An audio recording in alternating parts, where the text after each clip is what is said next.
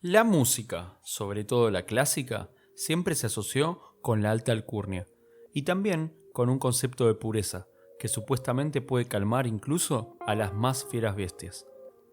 Cuando uno piensa en la música clásica, se imagina pianos, pelucas blancas que se usaban para esconder los piojos, pero por sobre todo se nos vienen a la mente dos figuras, Beethoven y Mozart. Ahora, ¿qué pasaría si hubiese alguien más? Alguien a quienes ambos consideraban su maestro. Esa persona, evidentemente, tendría que al menos saber algo de música, ¿no? Bueno, esa persona existió. Era Joseph Haydn.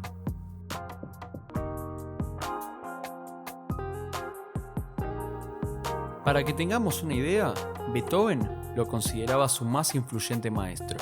Y Haydn, lejos de sentir que le iban a serruchar el piso, dejaba que Beethoven sea una especie de telonero y toque algunas de sus piezas al inicio de sus conciertos. Es más, para ganar fama más rápidamente, Beethoven firmaba como Ludwig van Beethoven, alumno de Haydn.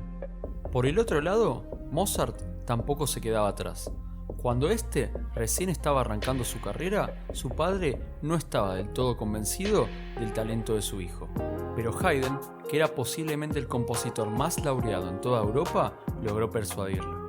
Mozart, por su parte, lo consideraba, a pesar de la diferencia de edad, como uno de sus amigos más cercanos, al punto que en 1785 compuso los cuartetos dedicados a Haydn, una serie de obras que están consideradas como uno de los puntos cúlmines de su prontuario musical. Es más, al escribirlos, le cedió los derechos a Haydn, acompañados de una carta que decía «Perdón por tanta imperfección a mi muy querido amigo Haydn», firmado Wolfgang Amadeus Mozart. Bueno, eso, dejamos en claro que Haydn, o Papá Haydn como le decían, era un tipazo, talentoso y modesto. Y según contaba su biógrafo, Georg Gressinger, también era un amante del humor grotesco, y que así como alababa la proeza musical, también se carcajeaba cuando alguien se tiraba un buen pedo, o que no le podía decir que no a una competencia de eructos. Y pasó una buena parte de su vida al servicio de los Esterházy, una de las familias más ricas y más influyentes de Austria y Hungría. Pero ya nos estamos yendo realmente mucho de tema, porque Haydn no es el protagonista de esta historia. En realidad sí lo es, solo que no de forma activa. Esta historia comienza en 1809, con la muerte de Haydn en Viena. En ese momento, Napoleón Bonaparte estaba asediando la ciudad, en las guerras de la Quinta Coalición. Obviamente, el hecho de tener que salir de la casa esquivando balazos significó que el funeral del músico fuese extremadamente escueto, y lo enterraron con apuro en un cementerio cercano. Pero acá comienza justamente lo interesante. Haydn no solo era bueno con sus patrones y sus colegas músicos, también era macanudo con todos, como Joseph Rosenbaum, el contador de los Esterházy. En una época donde no había Tinder ni tampoco redes sociales, Haydn sirvió como casamentero y le presentó a la cantante de ópera Teresa Gassmann, también conocida como la Reina de la Noche.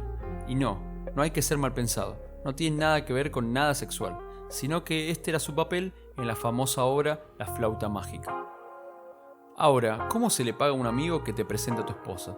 ¿Con cerveza? ¿Invitándola a comer? No. Rosenbaum prefirió ir a la vieja y segura, esperar a que mueras para profanar tu cadáver. Y no porque Rosenbaum le tuviese algún rencor a Haydn. Para nada. Para ponernos en contexto, una idea muy común en 1809 era la frenología, una ciencia hoy en día en desuso que apuntaba a definir las capacidades mentales de una persona en base al tamaño de la misma. Para Rosenbaum, que normalmente le llegaban cráneos de criminales y mendigos, el hecho de esta vez poder examinar el de un genio le parecía una oportunidad demasiado buena como para dejarla pasar. Con la ayuda del alcalde de la prisión local, que también era asiduo a esta práctica, sobornaron al cuidador del cementerio, y 5 días después del funeral desenterraron al artista. Como hacía tanto calor esos días, el cadáver de Haydn ya había entrado en descomposición, lo que hizo que el cuidador del cementerio termine vomitando sobre la tumba de quien había sido el músico más laureado de toda Europa. Luego de hacerse con la cabeza en su sala de análisis, Rosenbaum y el alcalde de la prisión dieron su veredicto final. El lóbulo musical estaba súper desarrollado, lo cual lo convertía en un genio. Pero esto no es lo peor. No contentos con haber desenterrado y mutilado un cadáver, el alcalde de la prisión vació la cabeza y la pasó por la bandina, y se quedó con el cráneo como una especie de souvenir. Con el tiempo, se dio cuenta que tal vez un cráneo no era el mejor centro de mesa, y decidió no romper el secreto y se la devolvió a Rosenbaum. Pero recordemos una cosa, Rosenbaum conocía personalmente a Haydn. Este lo había ayudado a conocer a su esposa, y ambos habían sido, por mucho tiempo, súbditos leales de los Esterházy. Tal vez era el momento de hacer lo correcto y devolver el cráneo al féretro donde pertenecía. Pero no. Rosenbaum se quedó exhibiendo el cráneo de su amigo a todos sus invitados durante los siguientes 10 años. Recién en 1820, Napoleón había sido neutralizado, y quien había sido el patrón y mayor benefactor de Haydn, Nikolaus Esterházy II, decidió, casi por casualidad, llevar a cabo el plan que no había podido hacer antes: enterrar a Haydn no en un cementerio común, sino en su propia cripta familiar, y darle un funeral con todos los honores que se merecía. Bueno, solo se puede imaginar lo cabreadísimo que el príncipe se puso cuando abrieron el cajón y le contaron que, que a Haydn le faltaba la cabeza, porque la gente quería a Haydn. Se ve que el príncipe ató muy rápido los cabos, y el hecho de que Rosenbaum le muestre la cabeza a todos tampoco lo ayudó mucho. El príncipe ordenó entonces que vayan a buscar el cráneo a la casa de Rosenbaum. Como era obvio, si Rosenbaum en 10 años no había devuelto la cabeza, tampoco lo iba a hacer ahora. Cuando vio que los hombres del que había sido su patrón le tocaron la puerta, sabía muy bien por qué venían, y decidió esconder el cráneo debajo de su colchón. Obviamente, los hombres del príncipe tenían la intención de buscar por todas las partes de la casa, pero Rosenbaum, muy vivo, le dijo a su mujer que se acueste, y cuando los hombres entraron en su habitación, les dijo que ésta estaba menstruando. Salió del paso dando otro cráneo que tenía guardado. Pasó el tiempo, Rosenbaum murió, así que podemos decir que se salió con la suya.